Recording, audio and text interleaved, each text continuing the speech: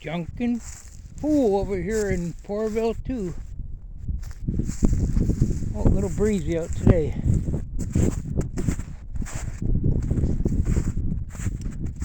So we ended up getting 150, about 100 and maybe 180 gallons. 150, yeah. Well, let's see, one of these, that one I guess is maybe half full. How am I gonna do this?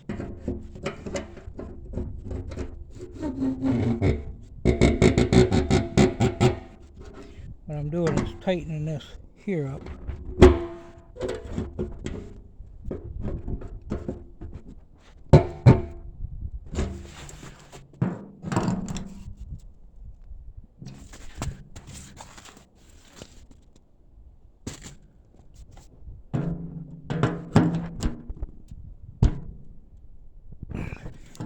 I know I already got that one.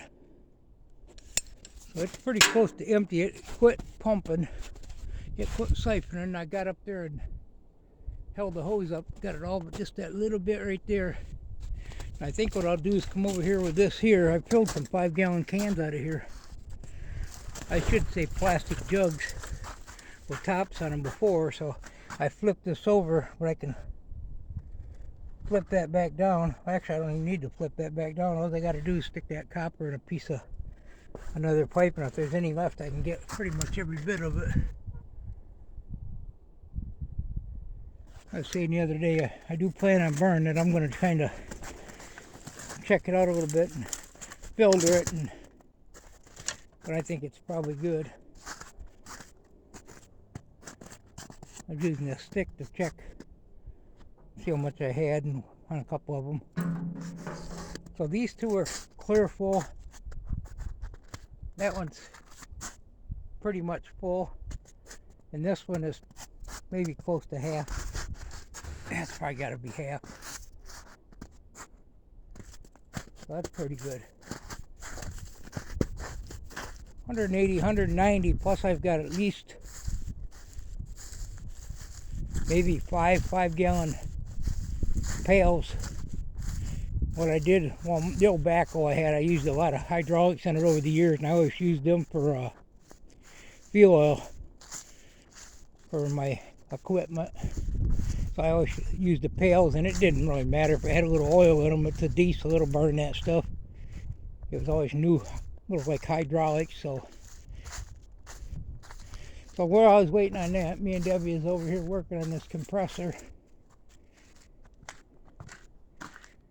I mentioned in the other video, and ended up pulling this plastic shroud off right here. And the motor seemed to turn over pretty good, and I tried it again, it wouldn't work. I tried spinning the big pulley there. It wouldn't power up. I took the belt off and still wouldn't power up. I cleaned it some more and blew into it and got it working.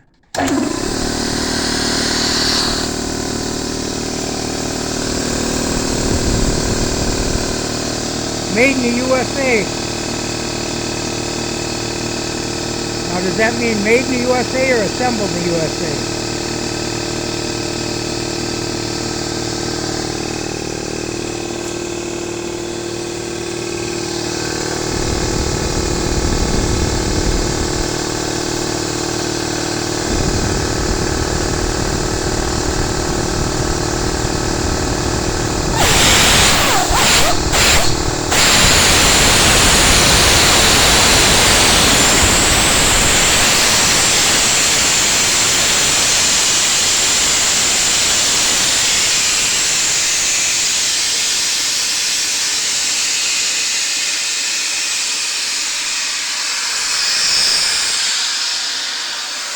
There's a little bit of nicks there. I was actually tapping on it with a hammer, and I shouldn't have hit that part.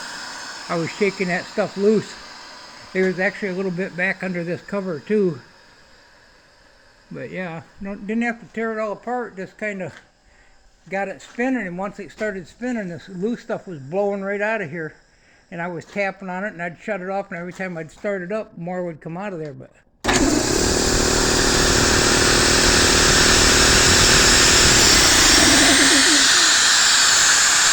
when I get a hose on it, I'll actually start it up and I'll blow in there while it's running. And I should be able to clean it up where it's going to last a long time. And that was one of the things I was going to buy for over here. I'm going to hardwire it right into the panel. So I got too many things I got to plug in. Too many 220 things going on here, which is all right, but I've only got one plug right now, so I'll probably put a couple more of them. And so I can keep a couple things going at one time. There's Debbie hiding over there. Yeah, so I don't know what that would have sold for. I haven't really priced the compressor. I know they're not too cheap nowadays. So I'm thinking if I wanted to resell it, I mean, I could wipe it down, clean it up, get the dust off a little bit, but I'm thinking that's probably easy. $350, $400. 6.5 horse. I'm not sure how many gallon tank that is. I'm sure it says on there someplace.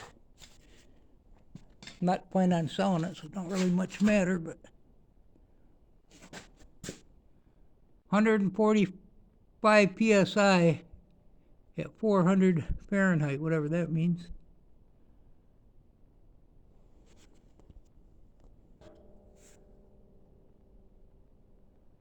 I was looking for the tank size. I might be looking right at it. Yes, that guy just went out and bought him a new one. One thing about being a junk man, you just never know. You get some good stuff, and if you're kind of handy at tinkering with stuff.